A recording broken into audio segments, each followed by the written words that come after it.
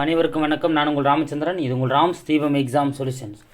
சரி, நம்ம வெற்றிகரமாக பார்த்தீங்கன்னா நம்ம 10th சோசியல் ஸ்டார்ட் பண்ணுவோம். அந்த 19ஆம் நூற்றாண்டின் சீர்திருத்த இயக்கங்கள்.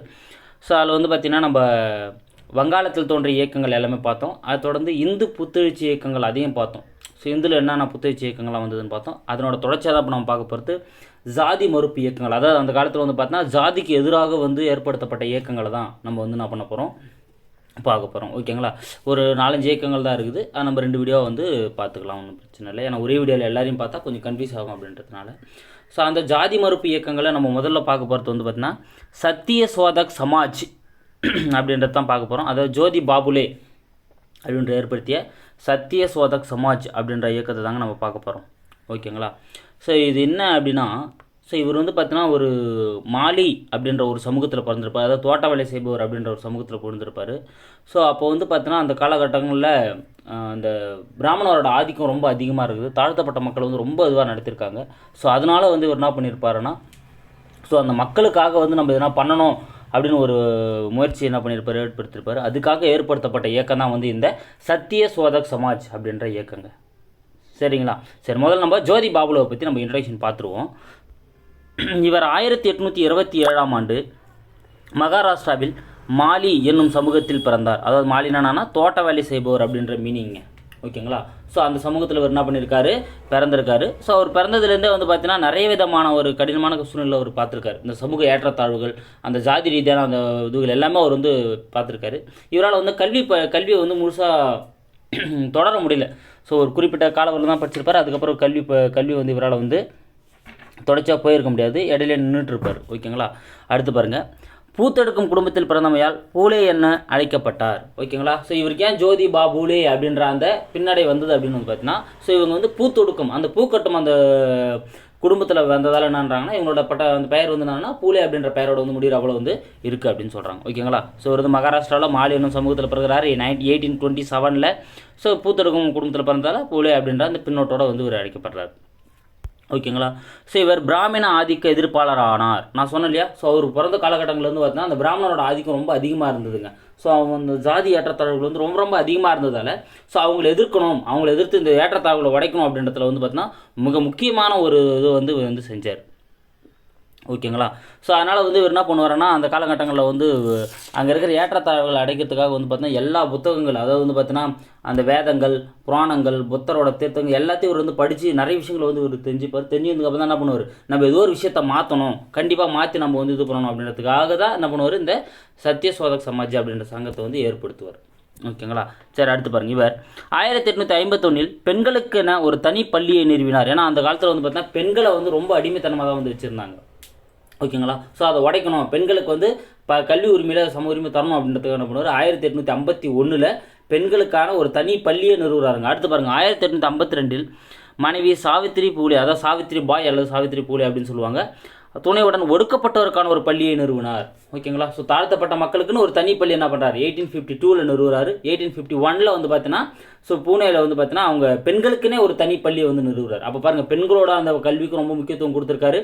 அடுத்து பார்த்தீங்கன்னா ஒடுக்கப்பட்ட மக்களுக்கான கல்விக்கு முக்கியத்துவம் கொடுத்துருப்பார். ஏன்னா இவர் என்ன சொல்லியிருப்பார்னா, கல்வியின் மூலமே தாழ்த்தப்பட்ட மக்களை முன்னேற்றம் அடைய செய்ய முடியும் அப்படின்ற வாக்கியத்தை ஒரு முன்ன வச்சிருப்பார்.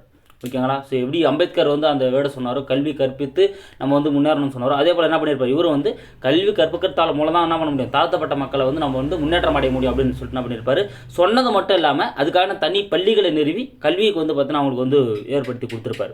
ஸோ அதனால் தாழ்த்தப்பட்ட மக்களுக்கும் கல்வி சேர்ந்துருக்கும், பெண்களுக்கும் ஏன்னா அந்த காலத்தில் பெண்கள் வீட்டை விட்டு போகக்கூடாது, பள்ளிக்கூடம் போகக்கூடாதுன்னு சொல்லிட்டு நிறைய கண்டிஷன்ஸ்.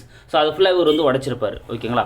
அடுத்து ஸ்காட்டிஷ் என்னும் பள்ளியில் ஆசிரியராக பணியாற்றினார். பாருங்கள், இவர் எந்த ஸ்கூலில், ஸ்காட்டிஷ் அப்படின்ற ஸ்கூலில் ஆசிரியராக பணியாற்றினது மட்டும் இல்லாமல் இரவு நேர பள்ளிகளையும் அனாதை இல்லங்களையும் ஏற்படுத்தினார். ஓகேங்களா? ஸோ இரவு நேர பள்ளிகளையும் அனாதை இல்லங்கள், ஸோ அந்த தாழ்த்தப்பட்ட மக்களுக்காக என்ன பண்ணியிருக்காரு, இரவு நேர பள்ளிகளில், ஸோ அங்கே போயிட்டு மீதி நேரங்களில் இரவு நேர பள்ளிகளை ஏற்படுத்தியிருக்காரு. கூட அனாதை இல்லங்கள், ஸோ பார்த்தீங்கன்னா இந்த கைவிடப்பட்ட பெண்கள்லாம் இருக்காங்க இல்லையா, அந்தமாதிரி ஆண்களுக்கு பார்த்தீங்கன்னா அனாதை இல்லங்கள், அது முக்கியமான ஜாதி மதமற்ற அனாதை இல்லங்கள். அந்த அனாதை இல்லத்தில் பார்த்தீங்கன்னா இந்த ஜாதிக்காரர் தான் இருக்கணும்னு இல்லை, யாருனாலும் அந்த அனாதை இல்லத்தில் தங்கியிருக்கலாம். ஸோ அதெல்லாம் அவர் ஏற்படுத்தியிருக்காரு. ஓகேங்களா? ஸோ இதனால் பார்த்தீங்கன்னா அந்த எஜுகேஷன் சிஸ்டமில் மிகப்பெரிய ஒரு சேஞ்சஸ் வந்திருக்கு.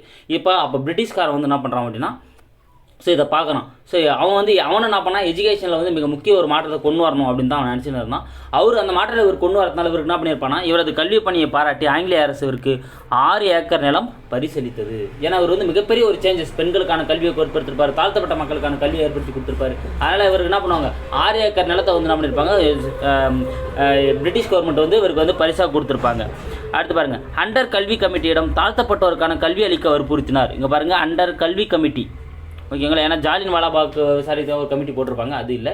இது ஹண்டர் கல்வி கமிட்டி அப்படின்ற ஒரு கமிட்டி வந்து வில்லியம் ஹண்டர் அப்படின்ற தலைவர்கள் வந்து போட்டிருப்பாங்க. எதுக்குன்னா, அந்த ஆங்கிலேயர்கள் வந்து நம்ம இந்தியாவுக்குள்ளே கால் பண்ணுறதுக்கு முன்னால் வந்து பார்த்திங்கன்னா இந்த இந்த குருகுல கல்வி தான் அங்கே வந்து அதிகமாக இருந்தது, ஓகேங்களா. ஸோ எல்லா ஒரு குறிப்பிட்ட சமூகம் தான் அங்கே படிக்க முடியும், குறிப்பிட்ட ஒரு ஆள் தான் வந்து ஆசிரியராக இருப்பார்.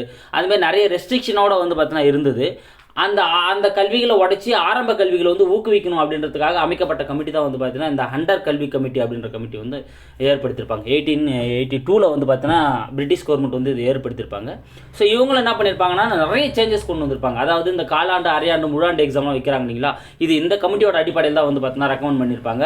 அடுத்து மாணவர்களுக்கு வந்து சீருடைய ஒன்று வந்து ஏற்படுத்தணும் அப்படின்றதையும் வந்து பார்த்தீங்கன்னா இந்த கமிட்டி தான் பரிந்துரை பண்ணியிருக்கும், ஓகேங்களா. ஸோ எதுக்கு இந்த கமிட்டியை பற்றி சொல்கிறேன்னா, நம்ம தலை என்ன பண்ணியிருப்பாருன்னா இந்த கமிட்டிக்கிட்டே போய் என்ன பண்ணியிருப்பாரு, தாழ்த்தப்பட்ட மக்களுக்கு வந்து கல்வி அளிக்கிறதுக்கு நீங்கள் வந்து முன்னுரிமை கொடுக்கணும் அப்படின்னு சொல்லி பண்ணியிருப்பார். அந்த கமிட்டி வந்து வற்புறுத்திருப்பார், ஓகேங்களா. பாருங்கள், பிரிட்டிஷ் கவர்மெண்ட் அமைச்ச அந்த கமிட்டிக்கிட்டே ஒரு என்ன பண்ணியிருப்பார், போய் வற்புறுத்திருப்பார். அப்போ தாழ்த்தப்பட்ட மக்களுக்கு வந்து பார்த்தீங்கன்னா எஜுகேஷன் சிஸ்டம் மாறத்துக்கு வந்து பார்த்தீங்கன்னா ஸோ அம்பேத்கருக்கு முன்னோடியாக வந்து இவர் இருக்கார், ஓகேங்களா. சரிங்க. அடுத்து சத்ய சோதக் சமாஜ். இப்போ அவரோட இன்ட்ரடக்ஷன் பார்த்தோம் நம்ம. அவர் வந்து பார்த்தோன்னா 1827 பூனேயில் வந்து பிறக்கிறாரு. அதை மாலி அப்படின்ற இதில் பிறக்கிறாருன்னு பார்த்தோம். அது பூ கொடுத்தாலும் பூலே அப்படின்னு சொல்கிறாங்க அப்படின்னு நம்ம பார்த்தோம். இவர் வந்து பார்த்தோன்னா 51 வந்து பார்த்தோன்னா பெண்களுக்கான பள்ளியும் 52 தாழ்த்தப்பட்ட மக்களுக்கான பள்ளியும் வந்து ஏற்படுத்துகிறாரு அப்படின்லாம் பார்த்தோம், ஓகேங்களா. சரி, சத்ய சோதக் சமாஜ் ஒடுக்கப்பட்ட மக்களின் வளர்ச்சிக்காக ஏற்படுத்தப்பட்ட இயக்கமாகும். நான் ஏற்கனவே சொன்னேன், ஏன்னா இவரும் ஒடுக்கப்பட்ட ஒரு மக்களில் பிறந்ததால் வந்து பார்த்தீங்கன்னா அவங்களுக்கு நிராகரிக்கப்படுற அந்த உரிமைகளை வந்து மீட்டு தரணும், அவங்கள வந்து முன்னேற்றணும் அப்படின்றதுக்காக ஏற்படுத்தப்பட்ட ஒரு இயக்கம் தான் வந்து பார்த்தீங்கன்னா என்னென்னா இந்த சத்ய சோதக் சமாஜ் அப்படின்ற அந்த இயக்கம்.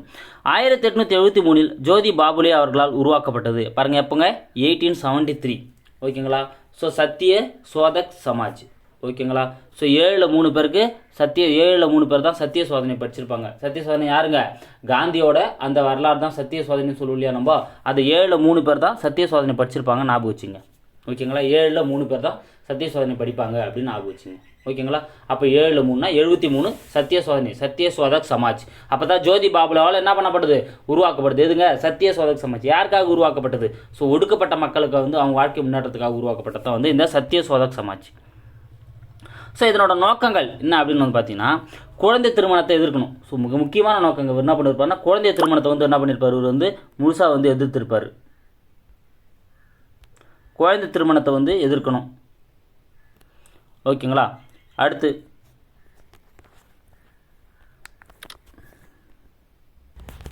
ஸோ குழந்தை திருமணத்தை வந்து முழுசாக எதிர்த்திருப்பார். அடுத்து விதவைகள் திருமணம், ஸோ விதவைகளுக்கு வந்து மறுமணம் பண்ணி வைக்கணும் அப்படின்றது வந்து தான் பெண்களுக்கான உரிமையை ஏற்படுத்தியிருப்பார். அடுத்து தாழ்த்தப்பட்ட மக்களின் வாழ்க்கையை முன்னேற்றுதல், இதான் இதனோட முக்கியமான நோக்கங்க. தாழ்த்தப்பட்ட மக்களோட அவங்களோட வாழ்க்கையிலேருந்து முன்னேற்றணும். அடுத்து சமத்துவமின்மையை ஒழித்தல், ஸோ இந்த ஏற்றத்தாழ்வுகளை வந்து ஒழித்துட்டு சமத்துவமின்மை இல்லாமல் இருக்குது இந்த சமூகம், அதை வந்து மாற்றணும் அப்படின்றது தான் வந்து இதனோட முக்கியமான ஒரு நோக்கமாக வந்து இருந்தது, ஓகேங்களா. சரிங்க. ஸோ இது மட்டும் இல்லாமல் வந்து பார்த்தீங்கன்னா இந்த இதனோட சாதனைகள் என்ன அப்படின்னு பார்த்தீங்கன்னா, மகாராஷ்டிராவில் பிராமணர் அல்லாதோர் இயக்கம் துவங்கப்பட்டது, ஓகேங்களா. ஸோ மகாராஷ்டிரா என்ன பண்ணியிருக்காரு, பிராமணர் அல்லாதோர், ஏன்னா அவங்க தானே வந்து ஆதிக்கம் பண்ணிட்டு இருக்காங்க, அவங்களுக்கு எதிராக வந்து பார்த்தீங்கன்னா மக்கள் என்ன பண்ணியிருப்பார், நல்லா ஸ்டிமுலேட் பண்ணியிருப்பார். ஸோ அந்த இயக்கத்தை ஏற்படுத்தி போராட வைக்கிறது, அந்த இதில் ஃபைட் பண்ண வைக்கிறது எல்லாமே வந்து இவர் அப்போதைக்கு என்ன பண்ணியிருப்பார்னா ஏற்படுத்திடுவார். அது மிகப்பெரிய ஒரு மாற்றத்தை வந்து அப்போதைக்கு ஏற்படுத்தியிருக்கும், ஓகேங்களா. அடுத்து பெற்றோர் இல்லாத குழந்தைகளுக்கு விடுதிகளும் விதவைகளுக்கு காப்பகங்களும் ஏற்படுத்தப்பட்டது. பாருங்கள், பெற்றோர் இல்லாமல் யாருன்னா குழந்தைகள் இருந்தாலோ அவங்களுக்கு வந்து விடுதிகளையும், ஸோ விதவைகளுக்கு வந்து பார்த்தோன்னா காப்பகங்கள், ஸோ காப்பகங்களையும் வந்து பார்த்தோன்னா என்ன பண்ணியிருக்காங்க, அவங்க வந்து ஏற்படுத்தியிருக்காங்க, ஓகேங்களா. சரி, அடுத்து நூல்கள். ஸோ நூல்கள், இவர் எழுதிய நூல்கள் என்னென்னு பார்க்கலாம் பாருங்கள். ஸோ இது ரொம்ப முக்கியங்க. குலாம்கிரி இது ஆல்ரெடி கேட்டிருக்காங்க. ஸோ அடிமைத்தனம் அப்படின்ற பொருள் படுற அந்த குலாம்கிரி அப்படின்ற இவரோட புகழ்பெற்ற நூலுங்க. இதை நிறைய டைம் கேட்டிருக்காங்க. ஸோ இது குலாம்கிரி அப்படின்றவங்க எழுதுகிறாருன்னா ஜோதி பாபுலே. அடுத்து தர்ம திரிதய ரத்னா, அதாவது வந்து புராண புரோட்டக்களை பற்றி இந்த புராணங்களில் வந்து பார்த்தா நிறைய கதைகள்லாம் சொல்லியிருக்காங்க இல்லையா, அதை பற்றின ஒரு நூல் எழுதியிருப்பார். என்னன்னா தர்ம திரிதய ரத்னா அப்படின்ற நூல் எழுதியிருப்பார். அடுத்து இஷாரா, எச்சரிக்கை அப்படின்ற பொருள் படுற இஷாரா அப்படின்ற ஒரு நூலையும் வந்து இவர் எழுதியிருக்காரு. அடுத்து சிவாஜி அப்படின்ற நூலையும் எழுதியிருக்காரு. ஓகேங்களா. ஸோ குலாம்கிரி அப்படின்றது ரொம்ப முக்கியம். தர்ம திரிதய ரத்னா, இஷாரா, சிவாஜி இதெல்லாமே இவர் எழுதிய நூல்கள். ஓகேங்களா. ஸோ சிறப்பு என்ன அப்படின்னு வந்து பார்த்தீங்கன்னா, தாழ்த்தப்பட்ட மக்களுக்கு தன் வாழ்வை அர்ப்பணித்த இவரை மகாத்மா என அழைக்கப்பட்டார். ஓகேங்களா. இவர் என்ன பண்ணியிருக்காங்க, ஏன்னா நம்ம யாரை தான் மகாத்மான்னு அழைப்பார்னு ஏற்கனவே பார்த்துருக்கோம். ஸோ மகாத்மா காந்தி தான் நம்ம சொல்லுவோம் இல்லையா. ஸோ ஜோதி பாபுலே என்னன்னு சொல்கிறாங்க, மகாத்மான்னு சொல்கிறாங்க. ஏன்னா தாழ்த்தப்பட்ட மக்களுக்காக இவரோட வாழ்க்கையை அர்ப்பணிச்சதால் இவர் என்னன்னு சொல்கிறாங்க, மகாத்மா அப்படின்னு வந்து இவரை வந்து அழைக்கிறாங்க. சரிங்க. இப்போ நம்ம ஜோதி பாபுவை பற்றி பார்த்தோம். சத்திய சோதக் சமாஜ்னா என்னன்னு பார்த்தோம். அது எதனால் உருவாக்கப்பட்டது, என்னென்ன மாற்றங்கள்லாம் செஞ்சாங்க, எப்படி எப்படிலாம் கொண்டு வந்தாங்க அப்படின்றது எல்லாமே நம்ம வந்து பார்த்தோம். ஓகேங்களா. அதை தொடர்ந்து நம்ம இன்னொருத்தர் பார்க்க போகிறோம். யாருன்னா பண்டித ராமாபாய், அதாவது ஆரிய மகளிர் சமாஜ் அப்படின்ற ஒரு இது ஏற்படுத்தியிருப்பாங்க. யார், பண்டித ராமாபாய். இவங்களோட தகவல் ரொம்ப கம்மி தான், இதனால் நம்ம பார்த்துடலாம். சரிங்களா. சரி. பண்டித ராமாபாய் இந்தியாவில் பெண் விடுதலைக்காக போராடிய முன்னணி தலைவர்களுள் ஒருவர் ஆவார். ஸோ இவங்க வந்து பார்த்தீங்கன்னா பெண் விடுதலைக்காக போராடிங்களும் முக்கியமான தலைவர்கள் இவங்களும் ஒருத்தவங்க. இவங்க சமஸ்கிருத முதலில் புலமை பெற்றிருந்ததால் அவருக்கு பண்டித் சரஸ்வத் என்னும் பட்டங்கள் வழங்கப்பட்டன. ஓகேங்களா. ரொம்ப முக்கியங்க. இவங்க வந்து பார்த்தீங்கன்னா சமஸ்கிருத மொழியில் அதிகமாக புலமை பெற்றிருந்தால் இவங்க என்ன சொல்கிறாங்க, பண்டித் மற்றும் சரஸ்வத் அப்படின்னு சொல்லிட்டு இவங்க என்ன பண்ணியிருக்காங்க, அழைச்சிருக்காங்க. 1880 கீழ்மட்ட குடும்பத்தை சேர்ந்த வங்காளியை திருமணம் செய்து கொண்டார். ஓகேங்களா. ஸோ ஏன் அப்படின்னா, இவங்களோட அப்பா அம்மா இறந்ததுக்கப்புறம் இவங்க சகோதரர் என்ன பண்ணியிருப்பாங்கன்னா, இந்தியா முழுவதும் சுற்றுப்பயணம் மேற்கொண்டு நிறைய விஷயங்கள் வந்து தெரிஞ்சுன்னு இருப்பாங்க. ஸோ 1878 வந்து பார்த்தீங்கன்னா அவங்க சகோதரர் வந்து செத்துருவார். ஸோ செத்ததுக்கப்புறம் அவங்க என்ன பண்ணுவாங்கன்னா 1880 ஸோ வங்காளியை சேர்ந்த ஒரு ஆளை வந்து என்ன பண்ணியிருப்பாங்க, அவர் வந்து மேரேஜ் பண்ணிப்பாங்க. ஸோ அந்த காலத்தில் வந்து பார்த்தீங்கன்னா இந்த ஜாதி ஏற்றத்தாழ்வுகள் இருந்த காலத்தில் வந்து பார்த்தீங்கன்னா இந்தமாரி வந்து ஒரு கீழ்மட்ட குடும்பத்தை சார்ந்த ஒரு ஆளை வந்து திருமணம் பண்ணுறது வந்து மிகப்பெரிய விஷயம். அந்த அந்த அந்த அளவுக்கு வந்து அவங்களுக்கு வந்து பார்த்தீங்கன்னா தைரியமாக ஒரு தன்னம்பிக்கை இருந்தது. நான் செய்ய வேண்டாம், எங்களால் முடிஞ்சதை பாருங்கன்னு சொல்லிட்டு துணிஞ்சு செஞ்சுருப்பாங்க. ஓகேங்களா. ஸோ மிகப்பெரிய ஒரு மாற்றம் அதுவும். அடுத்து புனேயில் ரானடே மற்றும் பண்டர்கர் ஆகியோரின் உதவியுடன் ஆரிய மகிழா சமாஜ் என்னும் அமைப்பை நிறுவினார். 300 பெண்கள் பேர் அதில் கல்வி கற்றனர். ஓகேங்களா. பாருங்கள். ஸோ பெண்களோட கல்வி முன்னேற்றத்துக்காக என்னது, ஆரிய மகிழா சமாஜ் ரொம்ப முக்கியங்க. இந்த வேர்டு நோட் பண்ணிங்க. ஆரிய மகிழா சமாஜ் அப்படின்ற சங்கத்தை ஏற்படுத்தியது யாருன்னு கேட்பாங்க. யார், பண்டித ராமாபாய். யார் யார் துணையோட, ரானடே மற்றும் பண்டர்கர். இவங்களை பற்றி ஆல்ரெடி நம்ம பார்த்துருப்போம். ஓகேங்களா. ஸோ ரானடே மற்றும் பண்டர்கர் இவங்களோட துணையோட வந்து இது பண்ணியிருக்காங்க. அடுத்து பாருங்கள்.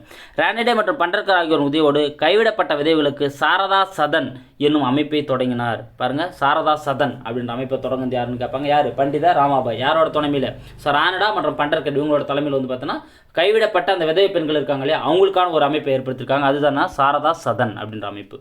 ஓகேங்களா. ஸோ இவர் இந்த அமைப்பை ஏற்படுத்தினதுக்கப்புறம் என்ன போச்சுன்னா, இவங்க வந்து இந்து பெண்களை வந்து கிறிஸ்துவ மதத்துக்கு மதம் மாட்டுறாங்க அப்படின்னு சொல்லிட்டு இவங்க மேலே ஒரு குற்றச்சாட்டு வச்சுட்டாங்க. ஓகேங்களா. ஸோ அதனால் மனம் முடிஞ்சு போனவங்க என்ன பண்ணாங்கன்னா, இங்கேருந்து பூனை வைக்க மறுபடியும் போயிட்டு என்ன பண்ணுவாங்க, ஸோ அங்கே கேத்கான் அப்படின்ற இடத்துல முக்தி சதன், அதாவது சுதந்திர இல்லம் என்னும் அமைப்பை ஏற்படுத்தி அங்கே இதுவாகிட்டு இருப்பாங்க. ஓகேங்களா. ஸோ ஏன்னா அவங்க மேலே இப்படி ஒரு பழி போட்டதால் இங்கேருந்து அவங்க வந்து புனேயில் போய் அந்த முக்தி சதன் அப்படின்ற இல்லத்தை வந்து ஏற்படுத்தியிருப்பாங்க. ஓகேங்களா. ஸோ இவங்க வந்து பாருங்கள், இவங்க வந்து அந்த பண்டித் சரஸ்வத் அப்படின்னு அழைக்கப்பட்டாங்க. அது ரொம்ப முக்கியமான கொஸ்டின் ஆகக்கூடிய இடம். அடுத்து வந்து பார்த்தீங்கன்னா இவங்க வங்காளியை திருமணம் பண்ணாங்க. அடுத்து வந்து பார்த்தீங்கன்னா ஆரிய மகிழா சமாஜ் யார் ஏற்படுத்துதுன்னு கேட்பாங்க. அடுத்து சாரதா சதன் அப்படின்ற அமைப்பை ஏற்படுத்திக்கிறாங்க. அடுத்து முக்தி சதன். ஸோ இது எல்லாமே முக்கியமான வேர்ட்ஸ். இதெல்லாமே நீங்கள் நோட் பண்ணி வச்சுங்க. ஓகேங்களா. சரி கைஸ், இன்றைக்கி நம்ம ஜாதி மறுப்பு இயக்கங்களை நம்ம ஜோதி பாபுலேவும் பண்டித ராமாபாயை பற்றி பார்த்தோம். உங்களுக்கு கண்டிப்பாக இது புரிஞ்சிருக்குன்னு நினைக்கிறேன். ஸோ புரிஞ்சுதான் நீங்கள் கமெண்ட்டில் சொல்லுங்கள். அடுத்து இந்த வீடியோவில் வர எல்லோரும் கொஸ்டினுக்கு எல்லோரும் ஆன்சர் பண்ணுங்கள். ஓகேங்களா. சரி கைஸ், நம்ம அடுத்த வீடியோவில் சந்திக்கலாம்.